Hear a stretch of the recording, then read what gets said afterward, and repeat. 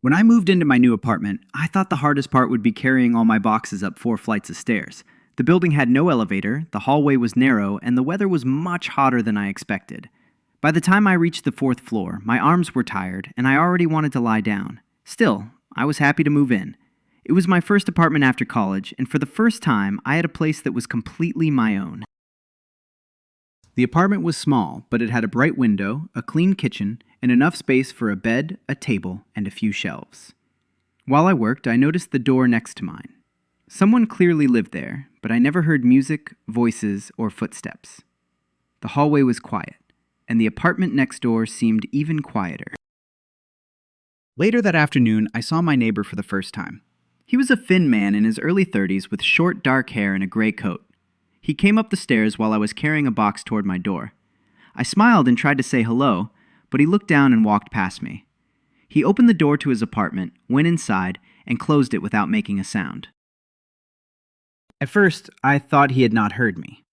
The next morning, I saw him near the mailboxes and tried to say hello again. He quickly took his letters and left. He did not look angry. He only looked uncomfortable, as if even a simple greeting was too much for him. I began to understand that the man who lived next door preferred to keep quiet. His name was Ethan. I learned that from the name under his mailbox. He left home early every morning and came back around 7 in the evening.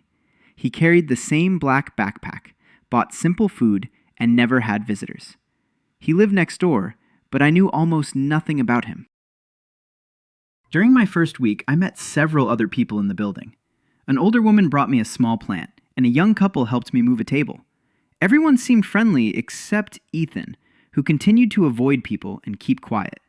Some neighbors thought he was rude, but the older woman said he had lived there for 3 years and had never caused any trouble. I decided not to judge him. Some people are shy, and some people need more time. Living next door did not mean we had to become friends.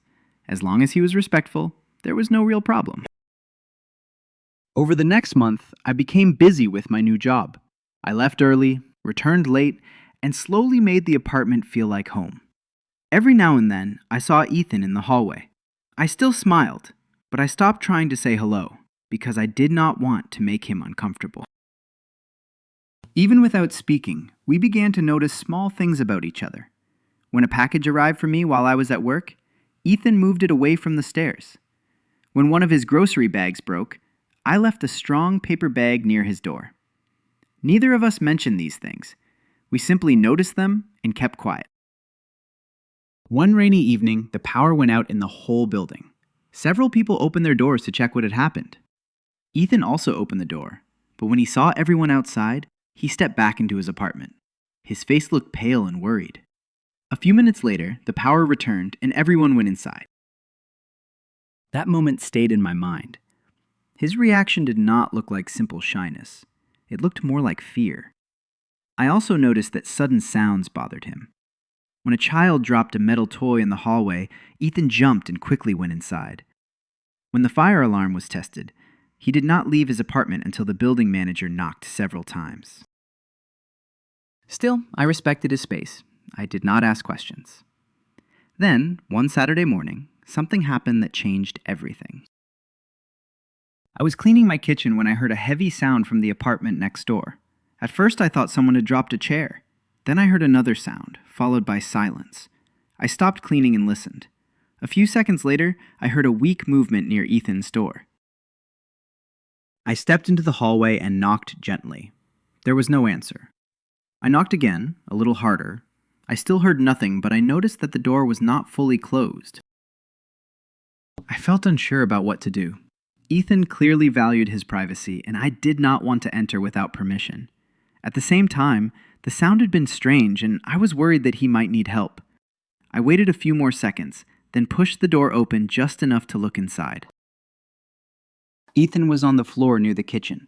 A broken glass lay beside him, and one hand was pressed against his arm. He looked awake, but confused. When he saw me, he tried to sit up, but he could not. I understood that he needed help. I moved closer, slowly, because I did not want to frighten him. I saw blood on his arm, and he looked weak and had trouble breathing. I called emergency services and explained what had happened.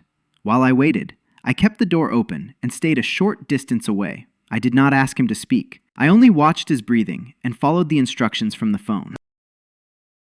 The ambulance arrived within 10 minutes. The medical team checked Ethan and took him to the hospital. One worker explained that he may have fainted because of low blood sugar. I gave them his backpack and locked his apartment door. For the rest of the day, I kept thinking about him. I did not know if he had family nearby or anyone he could call. I also did not know whether visiting him would make him uncomfortable.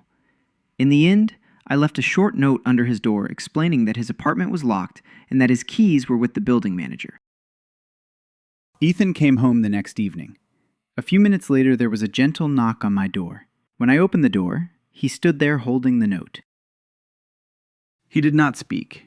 Instead, he gave me a small card. On it, he had written that he was thankful because I had opened the door and understood that he needed help. He also explained that speaking was difficult for him, especially around people he did not know. He had experienced a serious accident several years earlier, and since then, loud sounds and social situations often cause strong fear. The card helped me understand him in a new way. He was not trying to be rude. He did not keep quiet because he disliked everyone. He kept quiet because speaking and meeting people could feel painful and unsafe. After that day, our relationship changed slowly. I did not suddenly expect him to talk or ask him personal questions. I began to communicate in ways that felt easier for him. Sometimes I left a short note near his door, and sometimes he answered with another note. We shared simple information about packages, repairs, and problems in the building. A few weeks later, I became sick with a bad fever.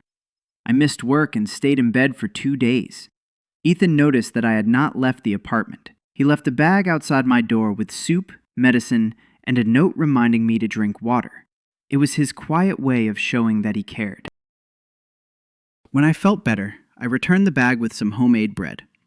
After that, we sometimes shared food. He baked very good cookies, and I made simple pasta. We still did not spend much time together, but the hallway between our apartments no longer felt cold. Months passed, and Ethan became more comfortable. He began to nod when we met. Later, he managed to say hello in a soft voice.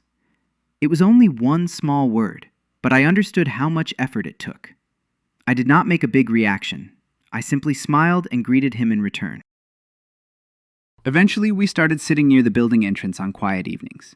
Ethan still preferred to keep quiet, so I often spoke while he listened. Sometimes he wrote a few words on his phone, and sometimes he answered with short sentences. There was never any pressure. We did not become friends because one of us told a perfect story or said the right thing. We became friends because we paid attention. I noticed when he needed help, and he noticed when I did. I opened the door on the day he could not ask for help, and later, he opened his own door a little more each day. When I first moved in, I thought the man who lived next door wanted nothing to do with anyone. I now know that silence can mean many things.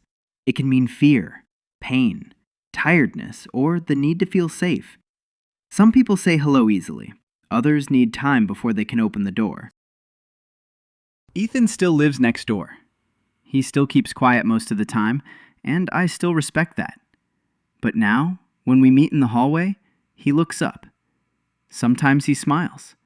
Sometimes he says hello. Sometimes we sit together without speaking at all, because becoming friends does not always begin with a conversation. Sometimes it begins with noticing that someone may need help and choosing not to walk away.